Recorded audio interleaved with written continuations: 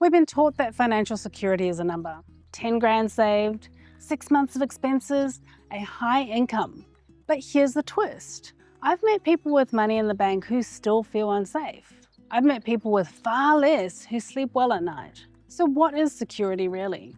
Let's talk about Alex again. Alex had a number in his head, $5,000 in savings. He thought, once I hit that, I'll finally relax. So he did the work. He used the hack since episode 2. He cut a few leaks. He did the boring stuff. Then one day, he opened his savings account and saw it.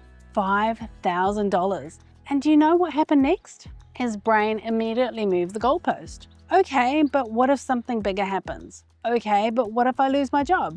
Okay, but what if $5,000 isn't enough? Same bank balance, same person, still not safe. That's the moment most people realize it's not just about the number. Quick question, if your savings hit $10,000 tomorrow, what would change first? A, you'd sleep better. B, you'd spend more freely. C, you'd still feel uneasy and move the goalpost. Comment A, B, or C. There's no judgment here. This tells you whether your sense of security is mostly external or mostly internal.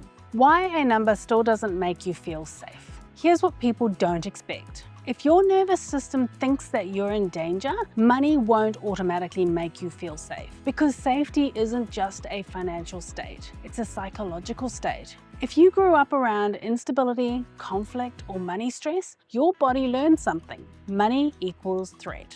Money equals uncertainty. Money equals shame. So even when your balance improves, your body stays on alert.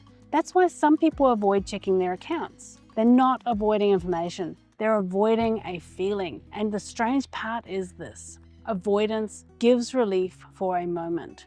Then it charges you interest in anxiety. Security is a skill, not a status. Real security sounds like this. I don't love this, but I can handle it. It does not sound like this. I need everything to be perfect for me to be okay. That second one is fragile, because life always includes something: a car repair, a vet bill, a fridge that dies at the worst possible time, a surprise email that ruins your mood. So security isn't the absence of problems. Security is your capacity to meet problems without spiraling. This is where people get their power back. You're not waiting for a number to rescue you. You're building the skill to handle uncertainty. Let's make this practical. When something unexpected happens, what's your default? A, freeze and avoid. B, panic and react. C, pause, then make a plan. Comment A, B, or C. That answer tells you what skills you're building next. The 3 pillars of real financial security. If security is a skill, what does it actually consist of? I see 3 pillars. Pillar 1, predictability. Predictability calms your brain because the unknown shrinks. This isn't about controlling everything, it's about reducing surprises. A simple example is a weekly money check-in. 10 to 15 minutes, same day each week. Not to punish yourself, just to see what's true. Predictability also includes things like knowing what bills are coming in, having a buffer for small emergencies, capping one spending category so it stops sneaking up on you. If you have zero predictability, everything feels like a jump scare. Try this. Ask yourself, where do I have no predictability right now?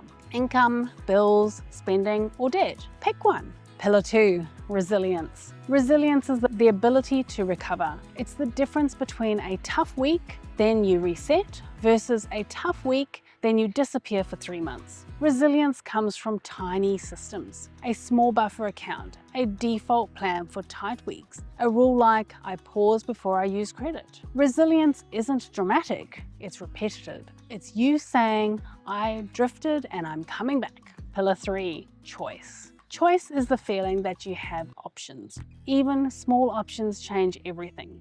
Choice sounds like this: I can cut one thing this month. I can ask for a payment plan. I can sell something unused. I can pick up a small income boost. I can adjust, not collapse. When people feel trapped, they stop acting wisely. When people feel choice, they can think clearly. So security isn't just savings. It's predictability, resilience, and choice, all working together. The trade-off most people avoid. Here's the part no one puts on inspirational quote tiles. Security asks something of you. It asks you to look at your numbers regularly, without drama. It also asks you to say no sometimes, to convenience spending, to impulse purchases, to fantasy versions of your budget where takeaways don't exist. It asks you to use what you already have, which is emotionally offensive when you're tired and the pantry looks uninspiring. But the trade-off of not doing those things is worse. Constant background anxiety, second-guessing every purchase, feeling like life is happening to you. Once you build a system, they start paying you back. In calm, in confidence, month after month. Chapter 5. Your simple security system. If you want a starting system, keep it simple. Here's what worked for Alex. 1. A weekly 10 to 15 minute money check-in. No dramas, just data. 2. A small automatic transfer into a buffer account. Even starting with $10 to $25 a week is great. 3. A one-page review every few months. Needs? Nice to have, not worth it. 4. One personal rule. Pause before using credit. No perfect budget. No complicated apps. Just a few anchors that make money feel quieter. If you want practical support, my free resources are in the description below at thechangecurve.me. You can download Break the Debt Cycle, a 3-step action plan to stop living paycheck to paycheck. And if you want a deeper system behind what I teach, you can register your interest for the Money Reset mini course at thechangecurve.me.